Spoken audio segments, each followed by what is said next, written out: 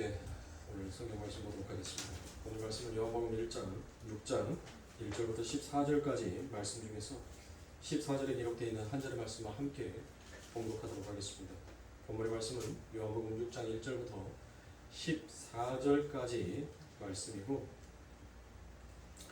그 중에서 14절에 기록되어 있는 한 절의 말씀을 함께 봉독합니다. 그 사람이 예수께서 행하신 이 표적을 보고 말하되 이는 참으로 세상에 오신 그 선지자라 하더라.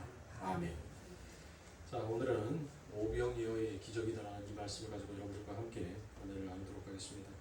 그래서 오늘은 오병이어의 기적 그 서론을 여러분들과 함께 열고 계속해서 이 이야기 속에 담겨져 있는 예수 그리스도를 우리가 발견해 가면서 함께 말씀을 나누도록 하겠습니다. 이 요한복음은 네 번째 표적과 다섯 번째 표적이 함께 들어있는 장이기도 합니다. 그래서 요한복음 6장은 71절까지 아주 긴 절로 되어 있습니다. 그래서 목사님들의 강의라든지 아니면 주석서를 보면 이 요한복음 6장이 가장 길게 풀이가 되어 있습니다. 제임스 보이스 목사님 같은 경우는 이 요한복음 6장만을 가지고 무려 200페이지 이상의 설교를 했을 정도였으니까 얼마나 이 안에 담겨있는 내용이 방대한지 여러분들 우리는 미리 짐작하여 알 수 있습니다. 그래서 이 요한복음 6장에 담겨져 있는 하나님의 복음이 무엇인지를 여러분들과 함께 나누도록 하겠습니다.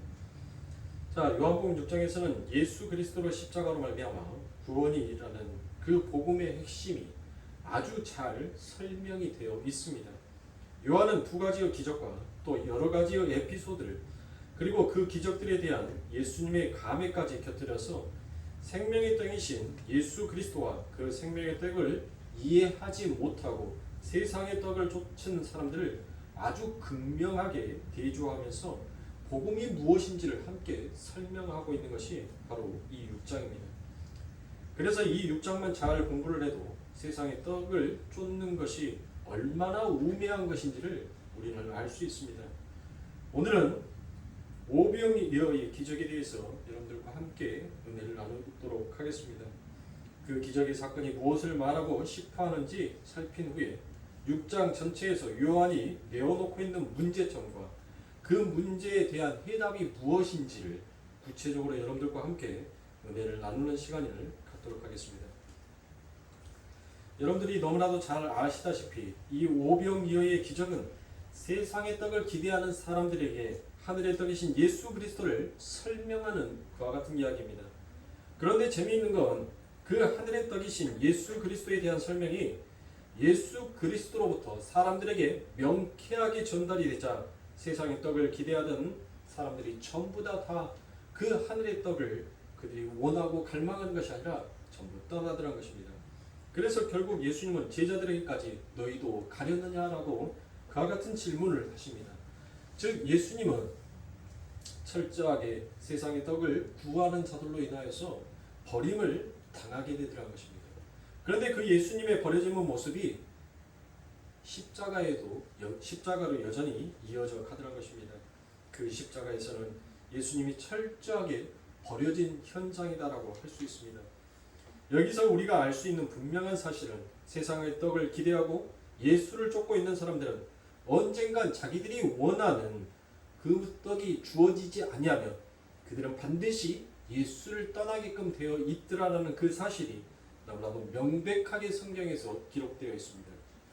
유대인들은 오병이어의 기적을 체험한 후에 예수를 쫓아와서 억지로 예수님을 왕으로 삼으려고 했습니다. 그리고 예수님을 가리켜 모세와 같이 자신들의 제2 출애굽을 이룰 그 선지자다라고 그와 같이 그들이 부르더란 것입니다. 그래서 신명기 18장 15절에 나오는 그 선지자다라고 그와 같이 불렀습니다. 그러한 모습을 본다면 그들이 분명 메시아이신 예수님을 알아본 것 같지 않습니까? 그런데 주님은 그들을 떠나서 오히려 산으로 도망을 가시더란 것입니다. 왜 그렇습니까? 누가복음에 보면 심판을 받을 자들은 하나님을 왕 취급하지 않는 자들이다라고 분명히 밝히고 있습니다. 그런데 이들은 하늘을 왕 취급하려고 쫓아왔는데 오히려 예수님께서는 그들 곁에 머무는 것이 아니라 도망가시더라는 것입니다. 누가복음 19장 27절에 보니 그리고 나의 왕됨을 원치 아니하던 저 원수들을 이리로 끌어다가 내 앞에서 죽이라라고 그와 같이 말씀이 되었습니다. 자, 여기에서 원수는 누가 원수입니까? 누구를 원수다라고 얘기합니까? 마귀가 원수예요? 바로 하나님을, 예수님을 나의 구주로, 나의 왕으로 취급하지 아니하는 자들을 예수님께서는 나의 원수다라고 그와 같이 말씀하셨습니다. 그런데 주님은 자신을 왕으로 추대하려고 하는 이들을 피해서 오히려 산으로 도망가시더라라는 것입니다. 유대인들의 유대신학은 종말을 태초의 회복이다라고 그와 같이 보았습니다. 조금 어려운 말일지도 모르겠지만 결코 어려운 말이 아닙니다. 유대인들의 유대신학은 종말이라는 것을 바로 태초의 회복으로 보았던 것입니다. 그래서 구약의 시대에는 그 태초의 회복이 일어날 것으로 생각을 했습니다. 즉 그게 무슨 말이냐면 아담이 잃어버렸던 낙원이 다시 회복된다라고 그렇게 생각을 했다는 것입니다. 우리도 아시다시피 이스라엘의 출애굽은 바로 이스라엘의 구원 사건이기도 합니다. 따라서 유대인들은 출애굽 사건을 종말론적이고 또 동시에 태초론적으로 그것을 해석하더라는 것입니다. 그 말은 그들은 그때 에덴이 회복이 되었다라고 믿었던 것입니다. 그래야 이스라엘이 출애굽하여 약속의 땅, 그 구원의 땅 가나안으로 가는 도중인 시내산에서 체험한 그런 하나님의 영광의 빛은 태초에 있었던 그리고 아담에게 의하여서 상실된 하나님의 형상과 하나님의 영광, 하나님의 계시의 회복으로 그들이 보았더라는 것입니다. 그건 유대 신학의 일견으로 잘 본 것입니다. 우리가 나중에 여러분들과 함께 공부하겠지만 유대 신학이 그렇다고 해서 다 틀린 것만은 아닙니다. 하박국 3장 3절부터 4절의 말씀에 보니 하나님이 대만에서부터 오시며 거룩한 자가 발란 산에서부터 오시도다 셀라. 그 영광이 하늘을 덮었고 그 찬송이 세계에 가득하도다. 그 광명의 햇빛 같고 광선이 그 손에서 나오니 그 권능이 그 손에 감추었도다라고 그와 같이 얘기합니다. 하나님께서 광명과 광산이 나오더란 것입니다. 그런데 이러한 하나님의 광명과 광산이 여러분들 누구에게 임하였습니까? 누구에게? 모세에게 임하였어요. 출애굽기에 보면은 그 모세가 하나님의 말씀을 받지요. 그 하나님의 말씀을 받고 그가 내려오는데 그 얼굴에 마치 하나님의 영광, 하나님의 광선이, 하나님의 광명이 그 얼굴에 가득하여지자 자기의 백성들이 무엇합니까? 자기의 백성들이 두려워서 그 모세에게 가까이 하지 못합니다. 자, 출애굽기 34장 29절부터 33절입니다. 모세가 그 증거의 두 판을 자기 손에 들고 시내산에서 내려오니 그 산에서 내려올 때 모세가 자기가 여호와와 말씀하였음을 인하여 얼굴 꺼풀이 광채가 나나 깨닫지 못하였더라. 아론과 온 이스라엘 자손이 모세를 볼 때 모세의 얼굴 꺼풀에 광채남을 보고 그에게 가까이 하기를 두려워하더니 모세가 그들을 부르니 아론과 회중의 모든 어른이 모세에게로 오고 모세가 그들과 말하니 그 후에야 온 이스라엘 자손이 가까이 오는지라. 모세가 여호와께서 시내산에서 자기에게 이르신 말씀을 다 그들에게 명하고 그들에게 말하기를 마치고 수건으로 자기 얼굴을 가리웠더라라고 이와 같이 얘기합니다. 하나님을 대면하고 내려온 모세에게서 그 하나님의 광채가 반사한 그 광채가 흘러나오더라라는 것입니다. 그런데 하박국에서 나타나는 그 하나님에게서 나오는 그 광채와 모세에게서 나오는 그 광채는 똑같은 빛을 말합니다. 그래서 바울은 그 모세의 광채를 가리켜서 하나님의 영광이다라고 그와 같이 표현을 합니다. 고린도후서 3장 7절부터 11절에 보니 돌에 사서 이긴 죽게 하는 의문의 신분도 영광이 있어 이스라엘 자손들이 모세의 얼굴에 없어질 영광을 인하여 그 얼굴을 주목하지 못하였거든. 하물며 영의 신분이 더욱 영광이 있지 아니하겠느냐. 정죄의 직분도 영광이 있은즉 의의 직분은 영광이 더욱 넘치니라. 영광되었던 것이 더 영광을 인하여 이에 영광될 것이 없으나 없어질 것도 영광으로 말미암았은즉 길이 있는 것을 더욱 영광 가운데 있느니라 라고 이와 같이 얘기합니다. 참 여러분들 어때요? 말씀이 어렵죠? 예, 도대체 지금 무슨 말씀을 하고 있는지 모르실 겁니다. 따라서 시내산에서 모세와 이스라엘에게 나타나셨던 그 빛은 태초에 아담에게 부어졌던 하나님의 형상의 영광의 재현이었다라고 그들이 여겼어요. 또 그것 또한 그렇게 생각했던 것 또한 맞는 말이기도 합니다. 그러나 그 영광은 어떠한 것을 드러내고 나타내고 설명하기 위한 잠깐의 광채였다는 것이에요. 그리고 그 모세가 자기의 얼굴에 수건을 덮었다는 것은 그 영광이 사라질 영광이었다는 것을 함께 나타내고 있는 것입니다. 즉 에덴의 회복으로서의 영광이 결코 아니더라는 것입니다. 그래서 모세는 그 사라진 영광을 백성들에게 들키지 않기 위하여 수건을 쓴 것입니다. 그 영광의 강체가 너무 눈이 부셔서 사람들에게 그걸 못 보게 하려고 가리는 것이 아니라 이제 곧 없어질 영광이기 때문에 그와 같이 그 얼굴을 가리더라는 것입니다. 따라서 유대신학은 그 시내산의 빛이 하나님의 영광의 빛이라는 것을 잘 본 것이지만 그 영광이 회복된 것이 아니었다는 것입니다. 그뿐만 아니라 유대신학은 출애굽 때 광야에서 먹은 그 만나와 무리바의 그 물도 아담이 태초에 낙원에서 먹고 마셨던 천사들의 음식으로 그와 같이 보고 그와 같은 모든 것들이 회복될 거라 믿었습니다. 그렇게 유대신학에 있어서 이스라엘의 출애굽은 태초에 회복의 개념을 그들이 가지고 있었다는 것입니다. 그런데 출애굽 이후에 무슨 사건이 터집니까? 금송아지 사건이 터지죠. 유대신학은 그것을 여러분들 뭘로 봤을까요? 유대신학은 여러분들 제가 계속 여러분들에게 말씀드린 것은 뭐를 얘기하고 있어요? 종말을 얘기하는데 종말과 함께 그들은 무엇을 생각한다고요? 태초를 생각한다고요. 태초. 에덴의 종말은 즉 우리의 삶 가운데 종말은 태초에 그 에덴 동산의 회복으로 그들은 여겼단 말이에요. 그러니까 금송아지 사건은 그들을 무엇으로 결부를 시켰어요? 바로 아담과 하가 에덴의 동산에서의 타락으로 그것을 결부시켰단 말이에요. 네? 무슨 말인지 이해가 가세요? 설명해 보세요. 이해 가셨다니까. 자, 그래서 왜 지금 여러분들 제가 이 복잡한 이야기들을 왜 여러분들한테 하냐 하면 우리가 방금 읽었던 6장 14절에 무엇이 나와요? 그 선지자라는 그 말이 나오죠. 그 선지자. 신명기 18장에 나오는 그 선지자. 그렇죠. 왜 그들은 모세와 같은 그 선지자를 왜 기다렸는지를 여러분들에게 제가 설명해 드리는 거예요.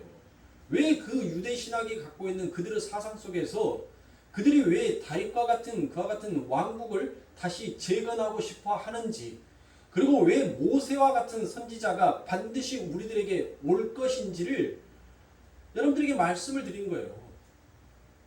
그들이 유대 신학이 여러분들 잘못된 것이 아니에요. 그들은 철저하게 성경에 근거하여서 여러분들 결국 이 땅의 종말은 바로 아버지 하나님의 나라의 회복으로 여겼고 그 회복이 자신들의 삶 가운데 경제적으로나 물질적으로나 여러분들 모든 자유함을 줄 것이다라고 그들이 여겨왔기 때문에 그래서 그들은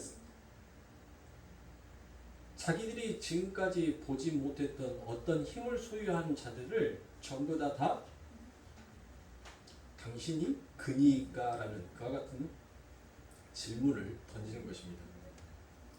그래서 그들은 제1 출애굽이 금송아지 사건으로 다시 아담의 타락으로 재현으로 되어버렸기 때문에 제2의 출애굽을 기다리더란 것입니다.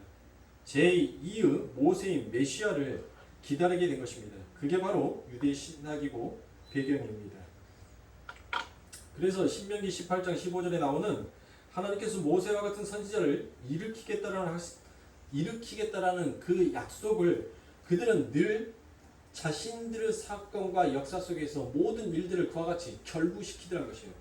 그러니까 자신들이 잘못하여서 여러분들 못하는 거예요.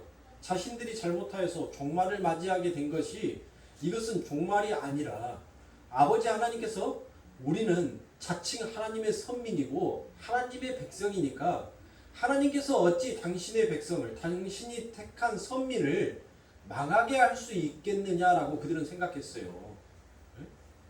그래서 자기들의 삶 가운데 일어나는 나라가 망하거나 포로로 잡혀가거나 그 모든 것들을 전부 다 뭘로 결부시켜요? 뭘로? 자신의 죄로 여기는 것이 아니라 바로 아버지 하나님께서 에덴의 동산을 회복시키기 위하여서 우리들에게 이와 같은 일들을 준행한 것으로 여러분들을 여겼다는 것이에요. 그러니까 그들이 무엇하더란 거예요?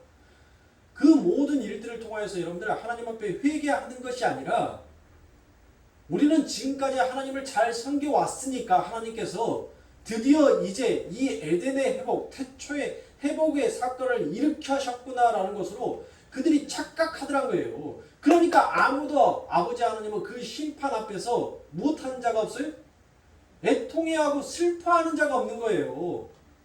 아무도 그 하나님의 지금 너희들의 죄가 무엇인지를 책망하시고 말씀하는데도 그 책망으로 보지 아니하다는 것이에요. 오히려 그들은 하나님께서 그들의 삶 가운데 내리는 심판을 통하여서 우리들에게 더 큰 회복을 주시기 위한 하나의 단계와 진행의 과정으로만 여겨버렸다는 것이에요. 그래서 하나님의 선지자, 그 선지자들이 애타는 심령으로 여러분들 못합니까? 그 백성들을 보고 하늘의 소리를 얘기를 하는데도 그 백성들이 못해요? 여전히 그들은 착각 속에 빠져 있다 보니까 진짜 진리가 와서 말을 하는데도 그 진리를 듣지 못하다는 것입니다.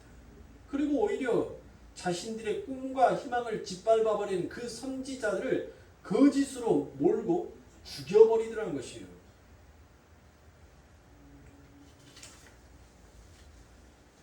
그뿐만이 아닙니다. 나곤의 회복이 여러분들 나곤의 회복이 잠시 여러분들 이 땅에서 펼쳐질 때가 있었죠. 펼쳐질 때가. 근데 여러분들 이 땅에서 보여지는 것은 무슨 영광이라고요?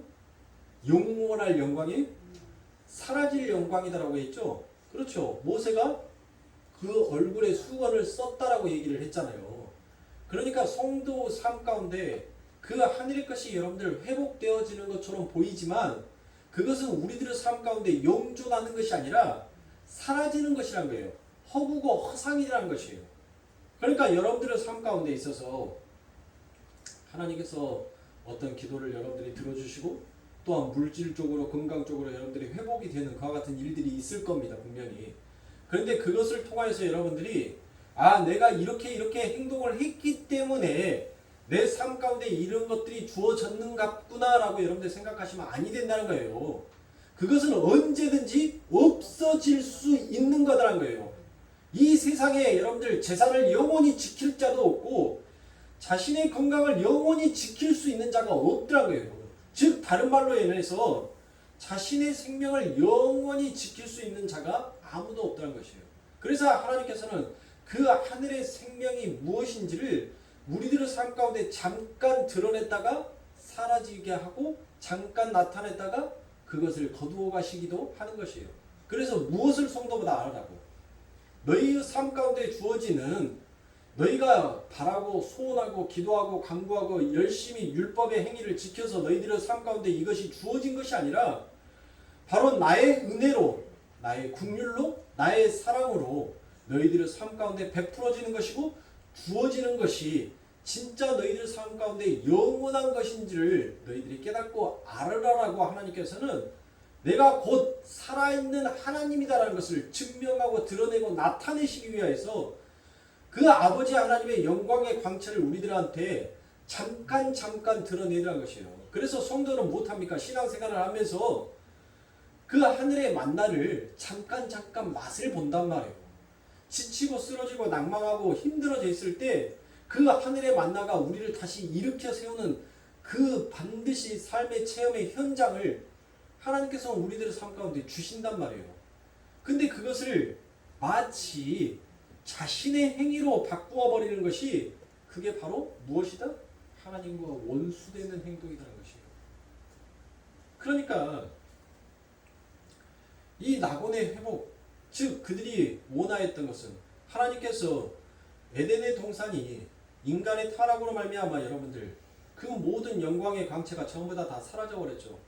그래서 아버지 하나님께서는 당신의 백성들에게 무엇을 합니까? 이제 그 하나님의 나라가 너희들의 삶 가운데 너희가 내 언약을 잘 준행하고 잘 지키면 너희들의 삶 가운데 내가 반드시 내 나라가 어떠한 나라인지를 너희들이 그곳에서 맛보고 누리면서 살게 할 것이다 라고 하나님께서는 분명히 그들의 삶 가운데 약속했어요. 그러면 이 백성들은 무엇합니까 여러분들? 아니 말로만 하면 여러분들 말로만 하면 믿어요? 우리가 말로만 하면 믿냐고요? 못 믿어요. 안 믿는단 말이에요. 얼마나 인간이 세상에서 똥보다 더 더러운 게 인간의 마음이란 말이에요. 안 믿어요 도대체. 믿는 척만 할 뿐이지 아이 뭘 그래. 속으로는 다 그런단 말이에요. 그래서 하나님께서는 당신이 신실한 하나님이다라는 것을 나는 너희들에게 한 말은 반드시 이행하고 지키는 하나님이다라는 것을 당신의 백성들에게 보이고 나타내셨어요. 그게 뭐예요? 그게 다윗의 왕국이었어요. 보세요. 그 힘없는 그 들판에서 목동을 치고 아니 세상에 골리앗과 싸움을 하는데 여러분들 갑옷 하나 입지 못할 정도의 그렇게 연약한 그 몸을 아버지 하나님께서 그 다윗에게 무엇을 합니까? 하나님께서 그의 삶 가운데 모든 것들을 부어준단 말이에요. 그의 필요에 의한 것들을 전부 다 하나님께서 다 채워주셔요. 그래서 하나님께서 그 연약하고 그 나약한 자를 아버지 하나님의 왕국을 세우는 그 믿음의 표상처럼 그림자처럼 하나님께서 드러내지 않습니까? 그거는 왕이 훌륭해서가 된 것이 아니에요. 왕이 하나님 앞에 열심히 의롭게 행하니까 하나님께서 그 왕을 통하여서 하나님의 백성, 하나님의 선민들에게 이와 같은 축복을 주시더라라는 것이 아닙니다. 바로 내 나라, 내 왕국이 어떠한 나라인지를 하나님께서는 그 다윗을 통하여서 모형으로 그림자로 당신의 백성들에게 보여주는 거예요. 그래서 너희가 이 왕의 말을 잘 들으면 너희들이 평안하고 안식하며 배부르며 너희들을 두려움에 떨게 할 자가 없을 만큼 너희들이 그렇게 즐거운 인생을 사는 것처럼 너희가 나를 의지하면 이와 같은 삶이 너희들의 삶 가운데 영존할 것이라는 것을 보여준 거예요. 즉 하나님께서는 못하는 것입니까? 그 다윗의 왕국을 통하여서 여러분들 뭘 보여준 거예요? 너희가 진짜 의지해야 할 나라는 이 땅의 것이 아니라 바로 내가 있는 내 나라고 너희는 내 백성이니까 나를 왕으로 인정하고 나를 잘 섬겨라 라는 그와 같은 뜻에서 여러분들 하나님께서는 그 이 땅의 다윗의 왕국을 보여줬어요. 그럼 여러분들 그 왕이 아버지 하나님의 은혜로 인하여서 잘 그렇게 다스리고 잘 왔다면 그 다윗의 왕국은 여러분들 망하면 돼요 안 돼요? 안 된단 말이에요. 그런데 그 다윗의 왕국은 그 왕궁이 재건되자 얼마 가지 못해서 금방 망하여 버리고 말더란 것이에요. 그러니까 이 땅의 영광은 사라지는 영광이더란 것이에요. 영존한 영광이 아니라 사그라져 버리는 영광이더란 것입니다. 그 영원한 영광은 누구에게만 있다는 것이에요? 아버지 하나님 앞에 있다는 거예요. 그래서 너희가 나를 진짜 왕으로 인정하면 그 사라지지 아니하는 영광의 강체가 너희들의 삶 가운데 영원히 비추어지게 될 것이라는 것을 하나님께서 말씀하고 계시는 것입니다. 그래서 바로 그러한 관점에서 유대인들은 이 예수님의 표적, 오병 이어의 표적을 이해한 것입니다. 여러분들 첫 출애굽 때 신의 광야에서 예수님이 만나를 먹이시듯 예수님께서 첫 출애굽을 기념하는 날이 여러분들 무엇이었어요? 출애굽하여서 너희는 이 절기를 절대 잊지 말라라고 주어진 게 뭐예요? 몰라요? 절기 공부 다시 해야 되거든요. 6월절이잖아요. 6월절 자신있게 얘기해요. 자신있게. 뭐 틀리면 다시 알면 되는 거고 모르면 배우면 되는 거지. 응? 6월절이란 말이에요. 6월절. 그런데 지금 예수님께서 이 오병이어의 기적을 일으킨 날이 언제? 바로 6월절. 6월절이 무슨 날이에요? 안식일이죠.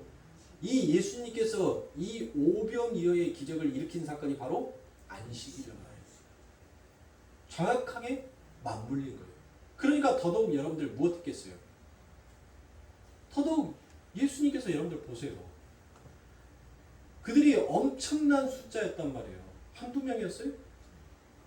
어마어마한 숫자였어요. 어마어마한 숫자가 그 광야를 향하여서 갔단 말이에요.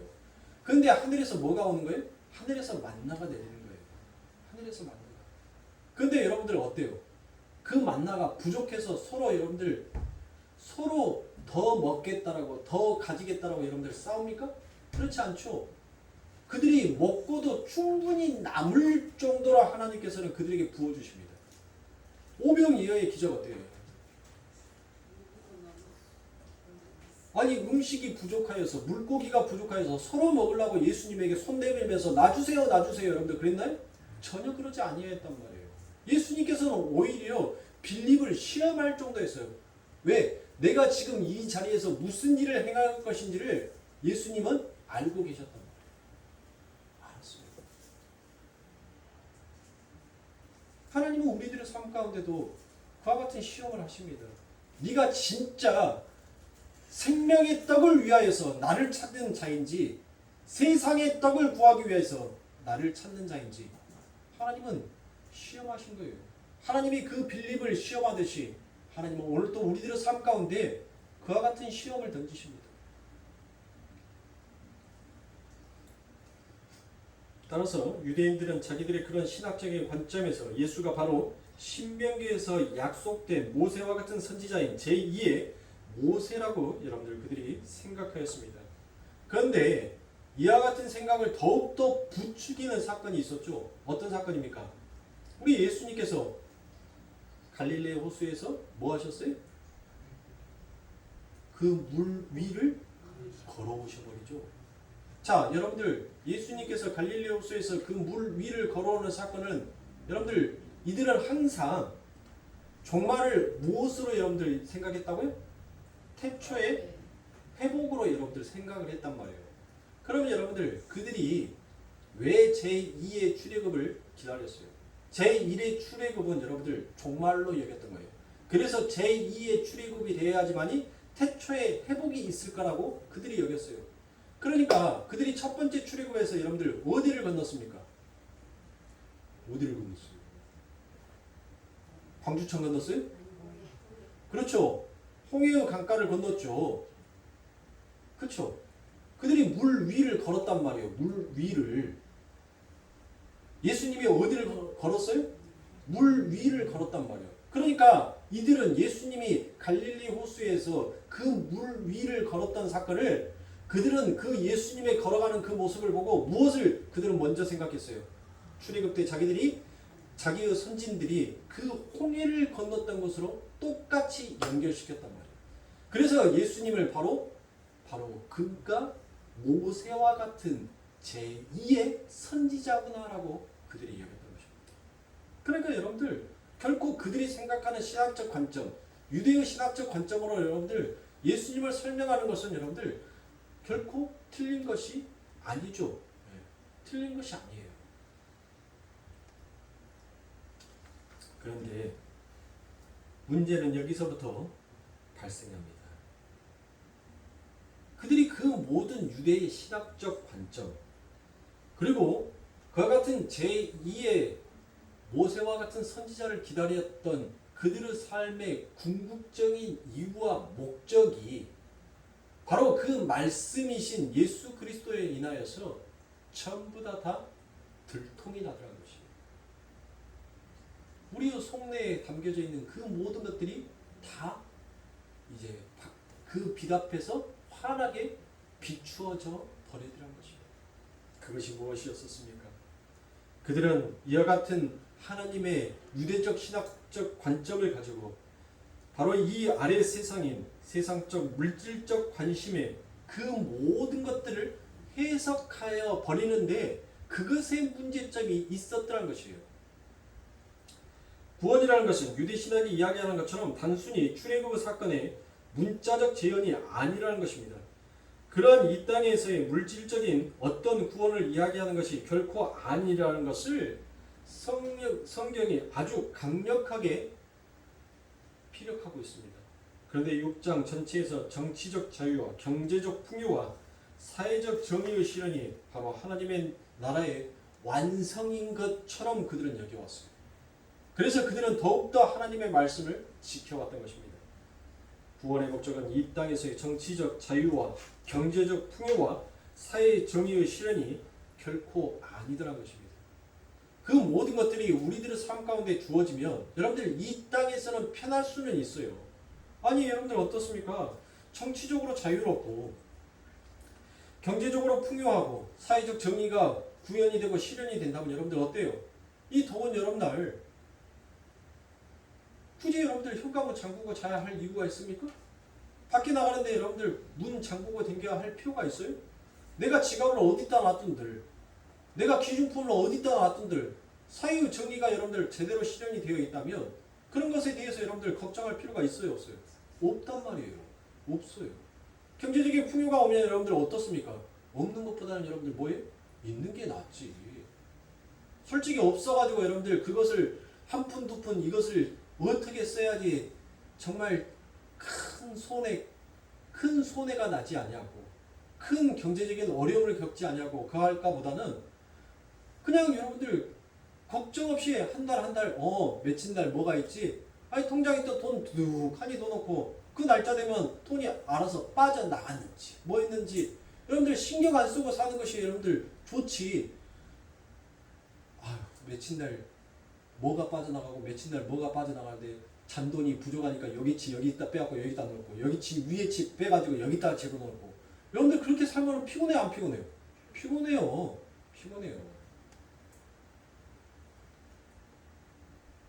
그게 이 세상 아래 세상을 사는 우리들에게 잠시 편안함과 자유는 줄 수 있을런지 모르겠지만 그것으로 인하여서 여러분들 영원한 영생은 이룰 수가 없더라라는 것입니다. 그래서 그들은 바로 생명의 떡을 나누어 주신 그 예수님 앞에 와서 출애굽의 구원을 문자적으로 재현해서 이 땅에서도 정치적으로 그들이 요구했던 것은 무엇이었어요? 왜 그들이 정치적인 자유를 원했을까요? 지금 이 이스라엘 민족들은 누구에게 압박을 받고 있습니까? 누구의 박해를 받고 있어요? 로마의 예수한테 박해받아요? 로마의 박해를 받고 있죠. 그래서 그 로마로부터 자유를 얻고 싶은 거예요. 다윗의 왕국 여러분들, 그 모든 남방북방에 있는 이 이스라엘 백성들을 중심으로 해서 여러분들 아수르와 애국과 바벨론과 페르시아와 수없이 많은 국가들이 자기를 괴롭혔단 말이에요. 끈떡하면 약탈하고 그렇게 했단 말이에요. 근데 다윗이 왕이 되어지자 이제 더 이상 자기들의 나라에 자기들이 가지고 있는 것들을 여러분들 뺏겨요 안 뺏겨요? 안 뺏기잖아요. 우물도 안 뺏기고 양도 안 뺏기고 안 뺏긴단 말이에요. 그래서 그들은 바로 그와 같은 모세와 같은 선지자가 오게 되면 더 이상 이 로마로부터의 압박과 박해에 있어서 자유함을 느끼게 될 거고 저 로마가 가지고 있는 그 막강한 힘이 우리에게 회복이 되어서 이제는 우리가 저들을 다스리는 그와 같은 나라가 될 것이다라고 그들은 그렇게 여겨왔었습니다. 그리고 또한 만나와 물과 같은 경제적인 풍요가 그들의 삶 가운데 채워질 것이다라고 믿어왔던 것입니다. 왜요? 여러분들 그들은 만나와 물만 가지고 여러분들 그들이 문자적으로 해석했다는 것은 결국 그들이 무엇에만 관심이 있었다는 것입니다. 세상에만 관심이 있었다는 것입니다. 그들이 하나님의 말씀을 섬기고 있으면서도 하나님을 섬긴다 하면서도 그들의 목적은 바로 만나와 물이었었습니다. 그 만나와 물이 자신의 삶 가운데 열두 광주리가 남듯이 그렇게 늘 넘쳐나고 남기만을 바라였던 것입니다. 그리고 또한 신의 율법에 의한 사회의 정의를 재현하는 메시아로 그와 같이 예수님을 생각하였기 때문에 그 예수님을 따랐던 것입니다. 그래서 예수님은 무엇합니까? 그와 같이 자신을 세상에 자신의 꿈을 이루어주고 그것을 목적으로 하는 자들에게 예수님은 뭐라 하십니까? 나는 너희와 상관없는 자다. 나는 그것을 너희들의 삶 가운데 이루기 위해서 온 자가 아니다라고 여기며 예수님께서 그들이 머문 곳에서 떠나가 버리신 것입니다. 그래서 예수님께서 산으로 피신하여 버리신 것입니다. 왜요? 그들은 내 백성이 아니다라는 거예요. 그들이 진정 하나님을 섬긴다라고 얘기를 하지만 그들은 하나님을 모르는 자이고 전부 다 자신을 섬기고 있는 악독한 자다라고 여러분들 그와 같이 생각하기에 예수님은 죄가 있는 곳에 머물 수 있어요, 없어요? 없으셔서 그렇게 떠나가 버리신 것입니다. 오늘날 교회를 여러분들 보세요. 수없이 많은 사람들이 예수를 믿습니다. 근데 진짜 생명의 떡을 위하여서 예수를 믿는 자가 과연 몇 명이나 될까요? 전부 다 예수의 그 이름으로 자신의 삶 가운데 정치적 자유와 경제적 풍요와 사회의 정의가 구현될 것을 바라는 그와 같은 목적의 예수를 찾고 믿는 자들이 너무나도 많다라고 성경은 이야기합니다. 성도들이 여러분들 기도하는 기도의 대부분의 내용이 무엇입니까?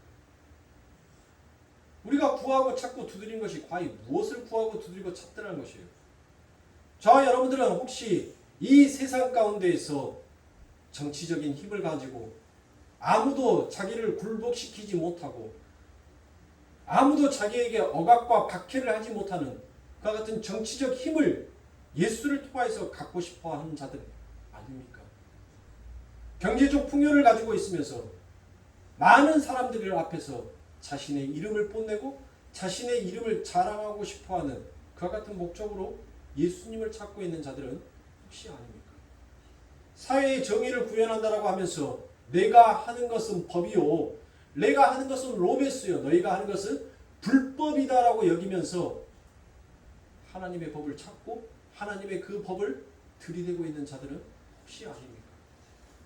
사랑하는 성도님들, 만약 저희가 그러한다면 우리는 여러분들 회개해야 합니다. 그렇다고 해서 여러분들 세상의 것을 여러분들 우리가 등지고 살 수는 없어요. 하나님 앞에 우리가 그 모든 것들을 구하지 아니하는 것도 또한 여러분들 무엇입니까? 그게 교만이에요, 교만. 우리는 하나님의 도움 없이는 하늘의 것이나 땅 아래 것이나 한순간도 여러분들 살 수가 없는 자예요. 하나님이 모든 것들을 베풀어 주시고 모든 것들을 도와주셔야지만 우리는 살 수 있는 자란 말이에요. 하늘에서는 하나님의 생명의 광채한 광명한 그 빛으로 살아가야 하는 거고 이 땅에서는 하나님께서 우리들의 삶 가운데 만나와 메추라기와 그 물을 주셔야지만이 우리가 살 수 있는 거예요. 그것이 없이 이 세상에서 나는 그 모든 거 없어도 나는 살 수 있다라고 할 수 있는 자가 아무도 없는 것입니다.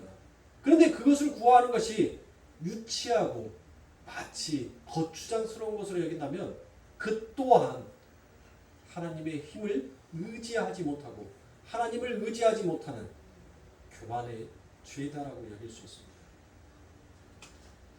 그러므로 사랑하는 성도님들, 예수 그리스도께서 이 땅에 오신 이유와 목적은 무엇입니까? 바로 자칭 아버지 하나님의 백성, 하나님의 이름을 부르는 그 모든 백성들만을 위한 것이 아니라 무엇하기 위하여서? 지혜 있는 자를 어리석게 하고 미련한 자를 지혜롭게 하여 하나님의 복음이 무엇인지를 증거하고 드러내게 하기 위하여서 하나님께서는 당신의 구원의 복음을 그와 같이 아버지 하나님의 이름을 모르는 자들에게도 그 구원의 은혜를 펼쳐 보이시더란 것입니다. 그래서 로마서 3장 9절부터 12절의 말씀에 보면 그러면 어떠하리요? 우리는 나으냐? 결코 아니라 유대인이나 헬라인이나 다 제 안에 있다고 우리가 이미 선언하였느니라. 기록한 바 의인은 없나니 하나도 없으며 깨닫는 자도 없고 하나님을 찾는 자도 없고 다 지우쳐 한 가지로 무익하게 되고 선을 행하는 자가 없나니 하나도 없도다라고 이와 같이 얘기합니다. 유대인들도 지금 무슨 말이에요? 너희들도 지금 죄인이라는 거예요. 너희들이 지금 자처 하나님의 백성이다, 선민이다라고 하지만 너희들도 죄인이다라는 그 근본을 잊지 말라라고 하나님께서 말씀하시는 것입니다. 그들에게도 메시아가 필요하더라라는 것이에요. 예수님은 우리가 공부하고 있는 이 요한복음 6장에서 그렇게 엉뚱한 구원관과 메시아관을 갖고 있는 유대인들과 오늘날의 교회에게 아주 친절하게 오병이어의 기적을 강해주고 있습니다. 예수님은 구원이 무엇인지 알지 못하는 세상 사람들이 공이 원하고 있는 이 세상의 떡으로 배불리 먹기 위해 예수님을 찾는 것은 잘못된 것이다라고 분명하게 말씀합니다. 그래서 요한복음 6장 26절에 보니 예수께서 대답하여 가라사대 내가 진실로 진실로 너희에게 이르노니 너희가 나를 찾는 것은 표적을 본 까닭이 아니요 떡을 먹고 배부른 까닭이로다라고 이와 같이 얘기합니다. 세상의 떡 때문에 나를 찾아온 자들은 지금 예수님께서 무엇하는 거예요? 다 돌아가라는 거예요. 난 너희들 다 필요 없다는 거예요. 세상의 떡을 바라고 너희들의 소망을 이루기 위해서 나를 찾는 자들이라면 너희는 내게서 돌아가라는 거예요. 나는 그런 표적을 너희들에게 나타내 줄 것이, 그런 기적을 나타내 줄 것이 나는 아무것도 없다는 것입니다. 그러니까 사랑하는 성도님들, 우리가 예수 그리스도를 믿으면서 엉뚱한 기적 바라지 마시라니까요. 은이빨을 금이빨로 바꿔주는 일 우리 하나님은 안 하세요. 그런 일 없어요, 여러분들. 우리 하나님께서는 아버지 하나님의 영광이 무엇인지를 그 영광을 드러내고 나타내는데 하나님의 기적을 쓰시지.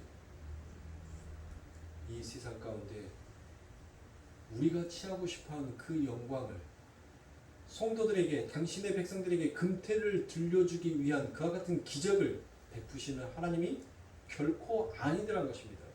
그런데 수없이 많은 성도들이 무엇합니까?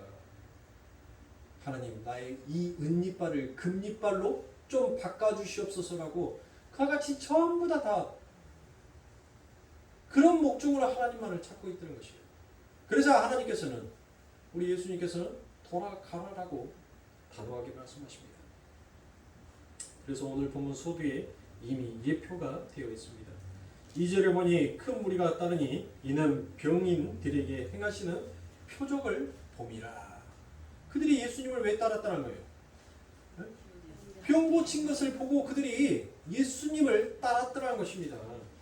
이 오병이어의 현장에 모여있는 사람들이 전부 다 병 고친 기적을 보고 모인 자들이라는 것이에요.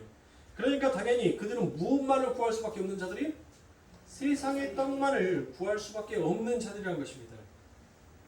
그러나 예수님은 이 세상에서 당신을 쫓는 이들에게 그런 세상적 기적을 경험케 해주기 위해 오신 분이 아니다라는 것을 바로 이 2절에서 그 말씀의 뜻을 함께 내포하고 있습니다. 예수님은 이 땅의 떡이 아닌 본질적인 생명, 즉 영생을 주기 위하여서 당신 자기의 떡으로 이 세상에 오실 것임을 그들에게 천명하고 계시는 것입니다. 그러므로 사랑하는 성도님들, 우리들의 삶 가운데 찾아오신 그 예수가 무엇을 우리들에게 주기 위해서 찾아왔는지를 여러분들 오늘날 이 땅의 성도들은 명확하게 잘 알아야 하는 것입니다. 그래서 요한복음 6장 32절에 보니 예수께서 이르시되 내가 진실로 진실로 너희에게 이르노니 하늘에서 내린 떡은 모세가 준 것이 아니라 오직 내 아버지가 하늘에서 내린 참떡을 너희에게 주시나니 하나님의 떡은 하늘에서 내려 세상에게, 자, 세상에게 뭘 준다고요? 세상에게 금 준다란 말 안 했어요. 세상에게 건강 준다는 말 안 했어요. 세상에게 권력 주기 위해서 예수를 보냈다라고 하나님은 말씀하지 안 했단 말이에요. 성경은 분명 무엇을? 생명을, 영생을 주기 위하여서 하나님께서 그들에게 뭐를 내려주셨다는 거예요? 뭐? 떡을 내려주셨다는 거예요. 떡. 그러니까 그 만나, 그 떡은 누구다고요? 예수인 거예요. 예수. 너희들이 먹어야 할 떡은 세상의 만나, 그 그 만나가 아니라 너희가 진짜 먹어야 할 떡은 바로 예수다라는 것을 지금 말하고 있는 거예요. 너희가 지금 먹어야 할 것은 이 오병이어의 보리떡 5개의 이 떡이 아니라 바로 나를 먹어야지만이 너희들이 영생할 수 있고 구원에 이룰 수 있고 하나님의 그 영광이 광명하게 비칠 수 있다라는 것을 지금 예수님께서는 이 말씀 한 구절에서 얘기하고 있어요. 성경은 보세요. 이렇게 명확하게 얘기를 하잖아요.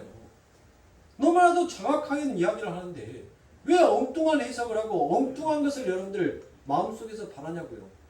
성경에서는 단 한 번도 내가 너희들에게 돈 줄게, 내가 너희들에게 건강 줄게, 내가 너희들에게 정치적인 권력에 힘을 줄게, 그 말 한 번도 한 적이 없다니까요. 성경 66권에 여러분들 그 구절이 있으면 저한테 좀 찾아주세요. 찾아주시라고요.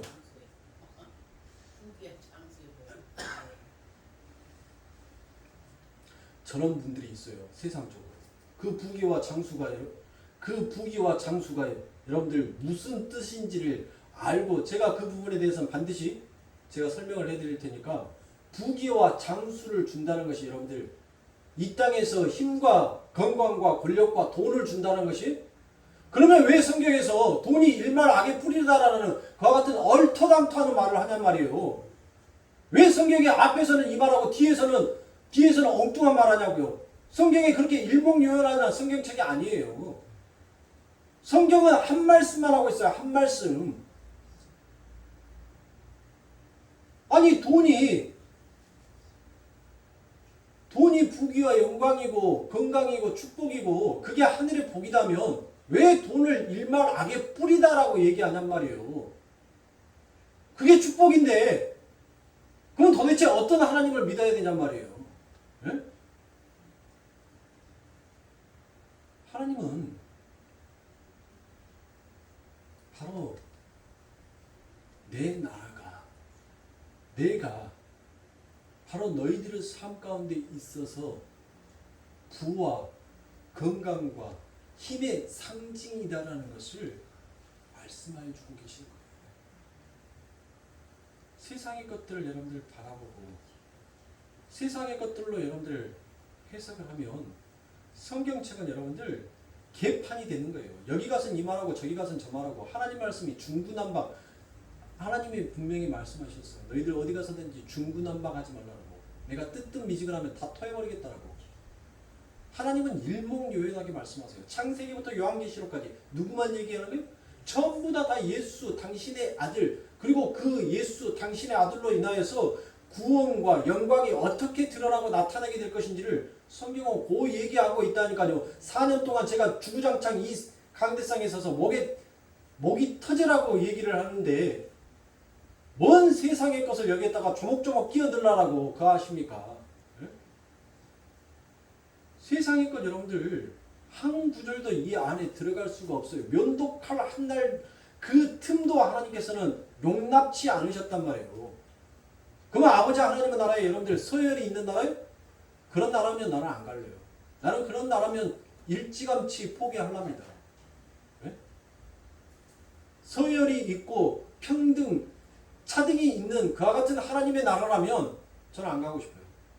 이 세상에서도 여러분들 그와 같이 차등으로 인하여서 속에서 부글부글 끓을 때가 너무나도 많은데 죽어서까지 그와 같은 여러분들 마음속에 불의와 불평을 담고 살아야 한다면 그런 나라 뭐하는 데 갑니까?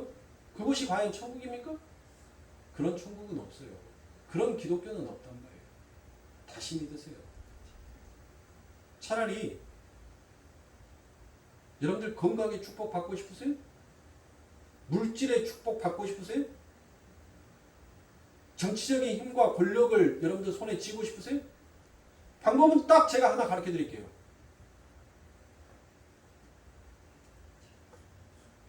우상을 열심히 섬기세요.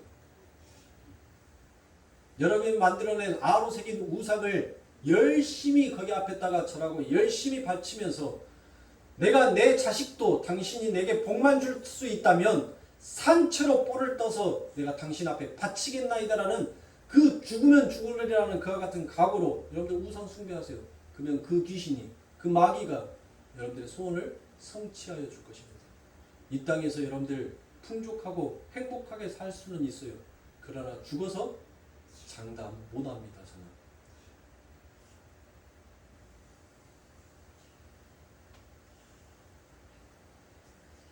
하나님은 분명 우리들에게 생명을 준다라고 얘기했어요. 생명을.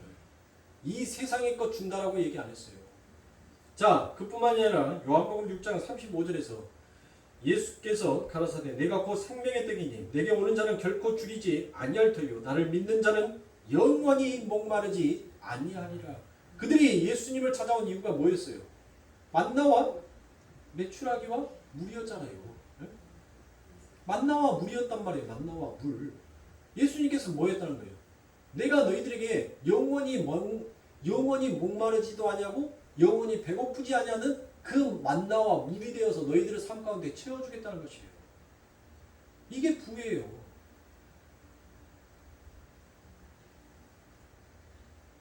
세상의 부를 누리더라는 거예요. 세상의 부만을.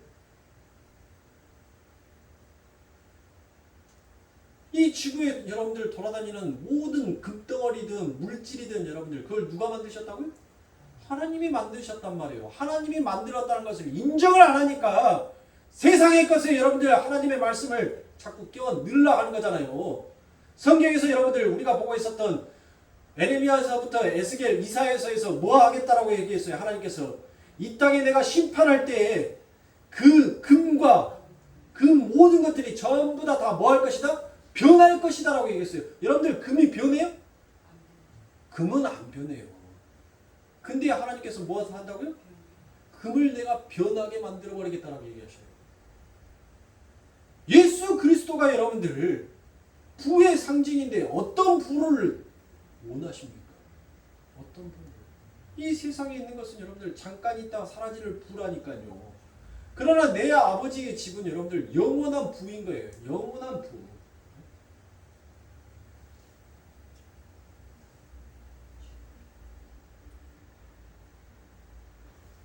사람들의 마음속에는 여러분들 늘 눈에 보여진 것들에 토착화될 수밖에 없어요. 저 역시도 마찬가지입니다. 말씀을 선포하는 저 역시도 아이를 학교 태우러 가고 태워다 주고 데리러 올 때 여러분들 때로는 그 눈에 보여지는 것이 전부가 아닌데 나보다 더 못한 자들이 있음에도 불구하고 나의 눈은 항상 높은 곳을 바라보고 있다는 것이에요. 아이가 학교할 때 보면은 비읍자, 아자, 비자 들어가는 차들이 기읍자 들어가는 차들이 공인이기 때문에 제가 차마 그 메이커 이름은 전부 다 말하지 못하고 그런 차들이 학교 앞에 줄지어서 쭉 서갖고 있어요. 쭉 서 있어요.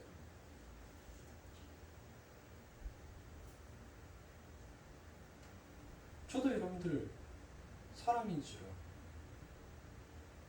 저도 좋은 구루마 갖고 가서 그렇게 한번 어깨에다 힘 한번 목에다 기부서 한번 안 하고 싶었겠어요? 다 똑같단 말이에요. 그러면서 항상 그래요. 하나님 이미 이 땅은 불태워져서 두동강이나 하나님 저 모든 것들 굴러다니는 것들이 저 지옥불에서 다 녹고 없어져 가고 있는데 내 아버지 하나님께서는 영원한 이 전 세계에 이 우주 만물을 창조하신 이 세상에서 가장 부한 내 아버지이신데 하나님 내가 저 작은 거, 저 조그만 거 돼지 쥐업 열매 하나님 내가 내 마음을 뺏기고 있으니 하나님 내가 어찌 당신의 아들이요 믿음이 있다라고 말할 수가 있습니까? 먹어도 배부르지 못하는 쥐업 열매에 하나님 내 마음이 내 생각이 내 뼈가 항상 그렇게 쇠하고 있으니 하나님 이러고도 내가 하나님의 말씀을 아는 자요 내가 하나님의 저 천국의 그 유업을 상속받을 아들이다라고 과히 내가 말할 수 있겠습니까? 제가 하나님 앞에 그 고백을 했어요. 아이가 점점 커가니까 여러분들 그게 자꾸 신경이 쓰여요. 너 어느 집에 사냐? 너 무슨 차 타고 다니냐? 네 아빠 직업은 뭐냐? 너 돈은, 너가 아빠는 돈 얼마만큼 버냐? 이런 것들이 여러분들 사회에서 그게 마치 아이들의 주제의 한 대상이 되어서 그렇게 이야기를 하고 놀아요.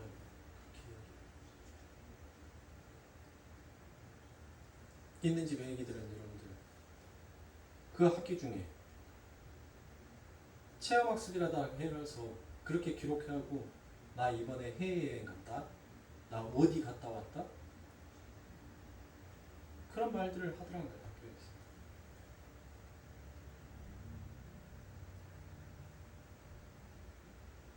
뭘 여러분들 삶 가운데 채우셔야지 기죽지 않고 여러분들 사시겠습니까?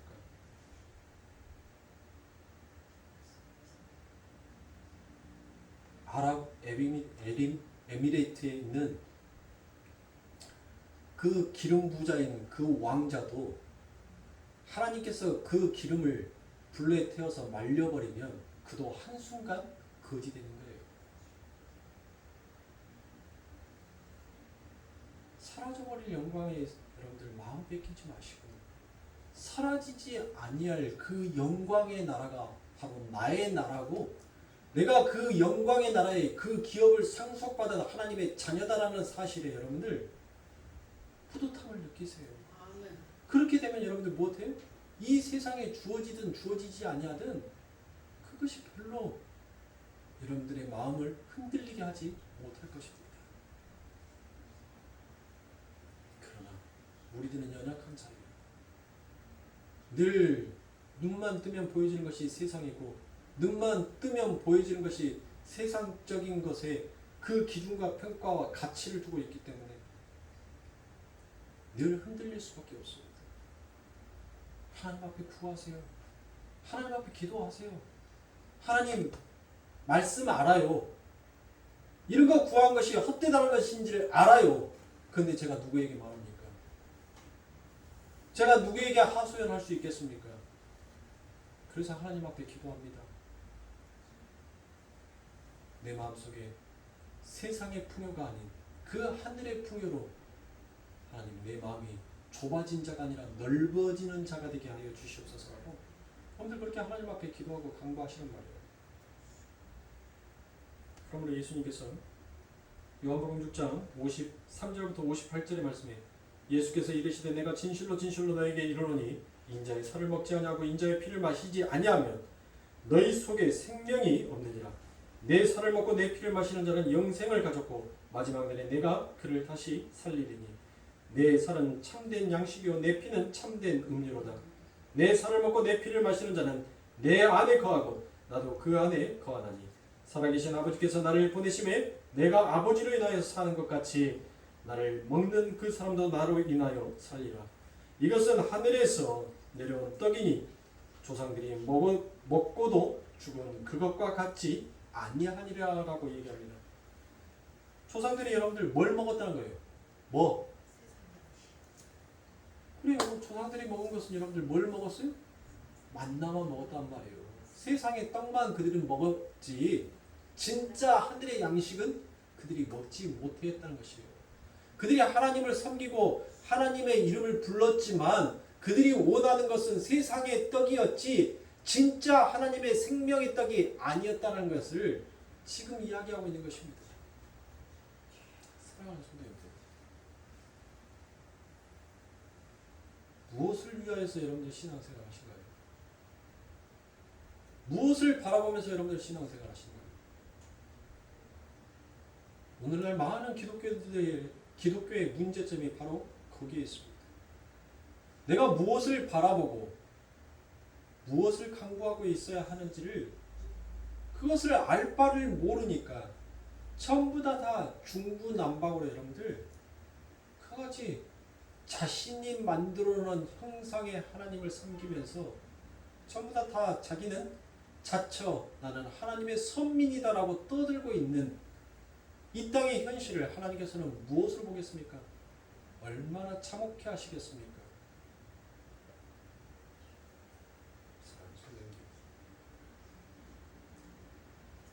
그래서 우리들의 삶 가운데 주어지는 예수가 감사한 것이에요. 그래서 우리들의 삶 가운데 보내주신 그 아버지 하나님의 만나와 그 영생의 물이 은혜요 축복인 것입니다. 그것을 강구하세요. 그것을 구하세요.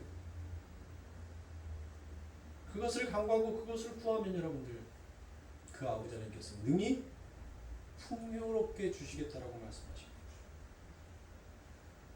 엉뚱한 거 바라보지 마세요. 여러분들이 그거 가지고 천년을 못 살아요. 그거 강구해서 그거 주어진다라고 아직까지 여러분들 이 역사상 천년을 산 자가 없어요. 하나님이 아무리 그에게 세상에서 다시는 누릴 수 없는 축복을 준 그 솔로몬도 천년을 살지 못하고 그가 죽더라라는 것입니다. 뭘 원하세요?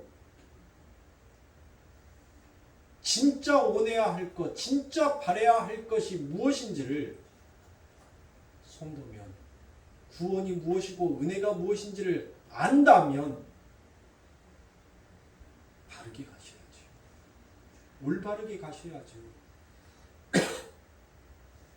그렇게 참되게 예수를 믿는 그 사랑하는 성도님들의 삶이 되시길 주님의 이름으로 축원합니다.